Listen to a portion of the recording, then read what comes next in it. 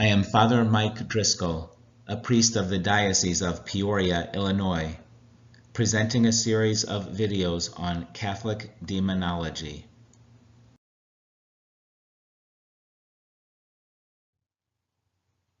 Video 5: Ghosts, Haunted Houses, and Demons.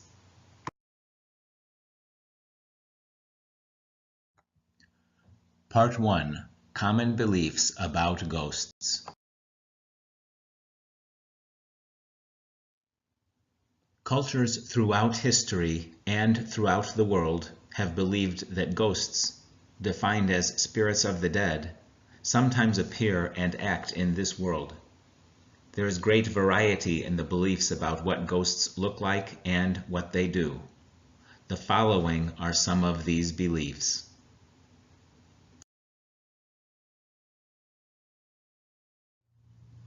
A ghost may be said to appear as a shadowy figure of varying shade and color, such as white, light blue, gray, or nearly black. It may have vague features, or it may look much the same as it did before death. The Egyptian Ka, or German doppelganger, is a ghost that looks like a person who is still living.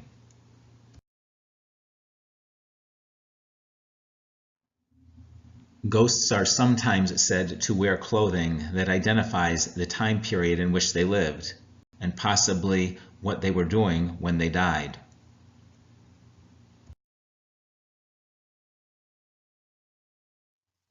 Some ghosts are said to appear in photographs and videos, sometimes as floating circles called orbs.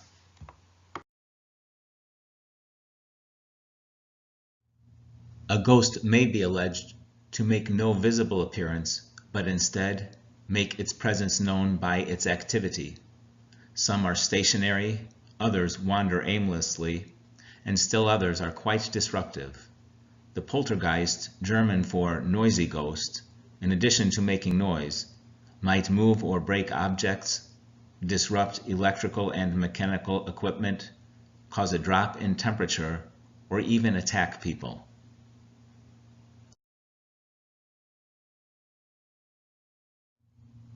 Some ghosts are said to be silent when they appear, others to speak more or less distinctly.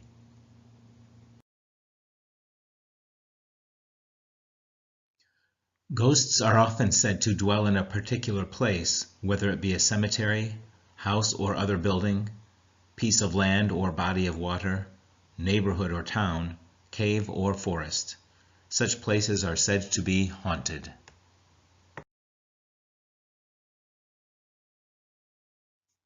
Rather than being attached to a place, a ghost may seem to follow a particular person. It may stay with that person during his daily activities, and if the person relocates, the ghost may move with him.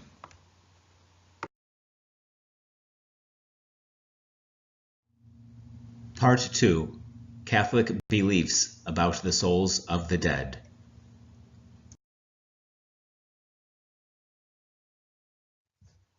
What does Catholic teaching have to say about all of these ghostly beliefs? First and most important, Catholic teaching never uses the word ghost for the soul of a dead person. When talking about the souls of the dead, it is better for Catholics to use Catholic terms.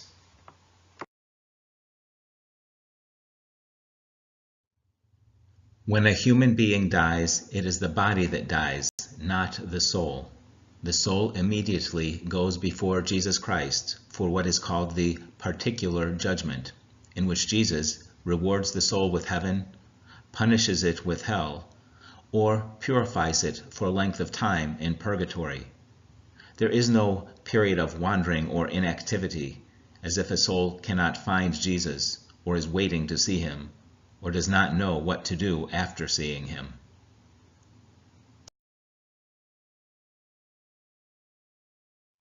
The souls of those in heaven are called saints, not ghosts. They can appear and speak to people on earth, and to protect them in some way, if God wills it. But saints do not return to earth simply to cause anonymous disturbances in houses or other places.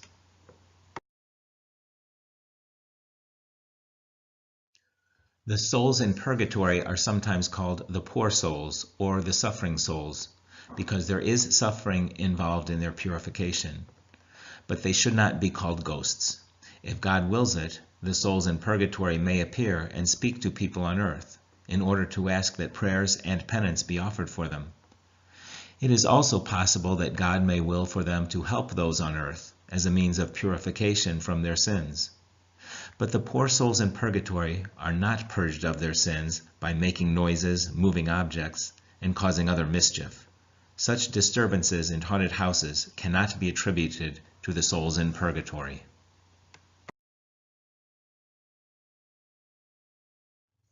Furthermore, the souls in purgatory are not meandering or lost.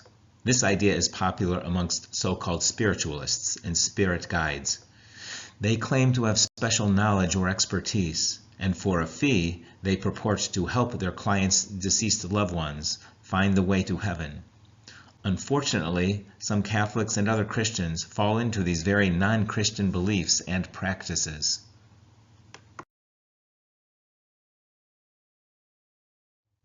The souls in purgatory know full well where they are, and that they are in need of prayers and sacrifices to be offered for them. They do not need directions on how to find heaven.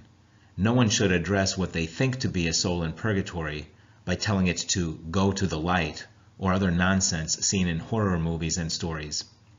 It is very prideful for a person on earth to assume he knows more than the soul in purgatory about what it needs to get to heaven.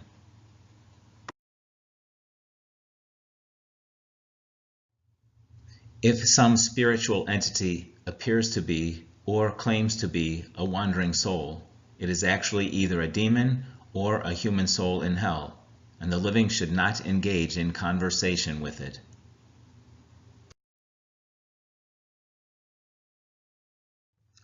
Limbo is the place where the souls of the just went before the death and resurrection of Christ.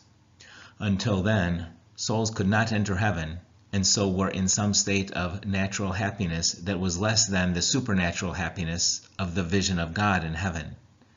The existence of limbo is still a legitimate Catholic belief regarding unbaptized souls. But in no way is limbo a state of being lost and trying to find the way to heaven. If there are souls in limbo, they are not ghosts. They are in a place of perfect natural happiness, similar to the Garden of Eden.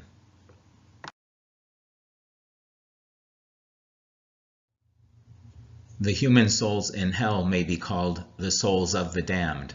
They should not be called ghosts. The rite of exorcism warns exorcists not to be fooled by demons claiming to be the souls of deceased human beings. It is possible that God allows these human souls, as he allows the demons, to cause problems for people on earth. And this may include the things typically associated with hauntings. But no one knows if this actually occurs, and on the occasions when it seems to occur, it is better to follow the warning in the rite of exorcism and treat these as demons.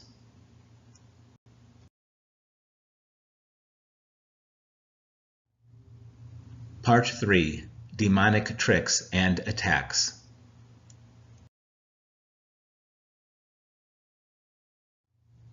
Since demons have the ability to take on physical appearances and to play tricks on the imagination, it is possible for them to appear or speak as any deceased person, whether someone who once lived in a house, a deceased loved one, or some historical figure.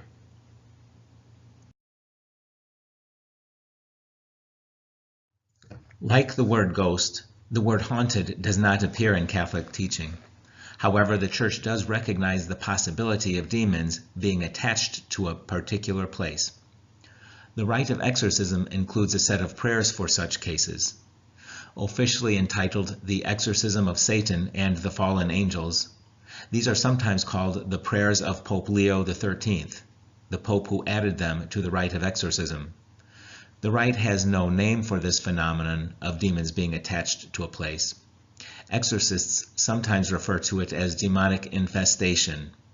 Referring to such places as haunted is misleading, since that typically refers to the souls of dead human beings, not demons.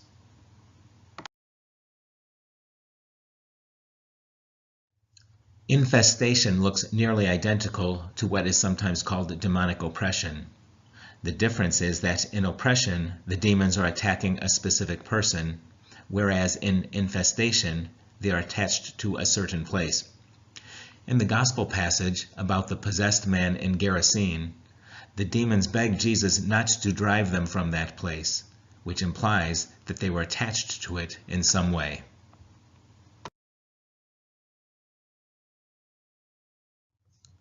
Demons may infest any of the places that are said to be haunted, whether it be a cemetery, house or other building, piece of land or body of water, neighborhood or town, cave or forest.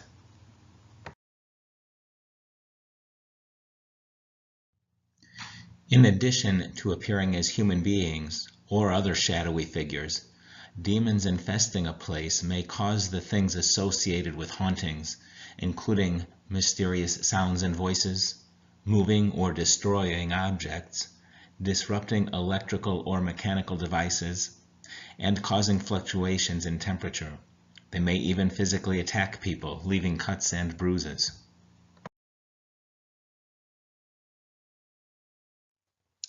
Can demons possess animals? When Jesus expelled the demons from the possessed man in Gerasene, he allowed them to enter a herd of pigs and caused them to run off a cliff and drown. But this should not be called possession, since the rite of exorcism clearly refers only to humans as being possessed. Animals do not have immortal souls. They have neither intellect nor free will. They are incapable of good or evil, and they do not have a personal relationship with God or with the devil. As with a demonic attack on a place, the word infestation is sometimes used in reference to a demonic attack on animals.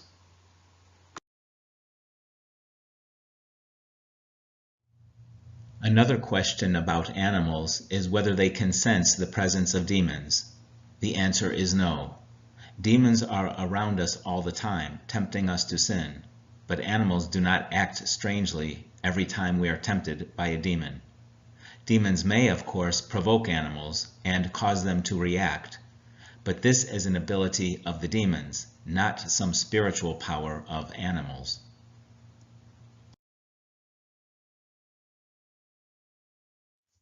A third question about animals is whether houses can be haunted by them. Once again, the answer is no. Since they do not have immortal souls, there is nothing left when they die, and therefore nothing left to do the haunting. But demons may appear in the form of animals, as was described in one case of a house being haunted by the spirit of a cat that had recently been euthanized. If this actually occurred, it would be a demon, not a cat spirit.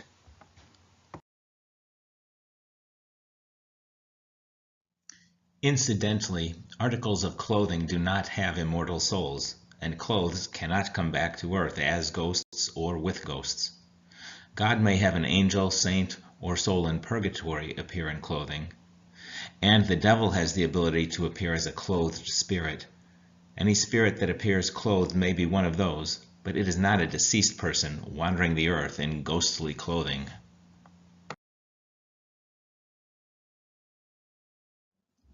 Why would a demon haunt a house? The answer is simple. Demons will do anything to get people more interested in ghosts and hauntings than in God. Consider the interest in this topic, as can be seen by the number of television programs and books that deal with ghosts and hauntings. By getting people to focus on these meaningless spiritual diversions, the demons hope to distract them from truly important spiritual realities, such as sin and the state of their own soul.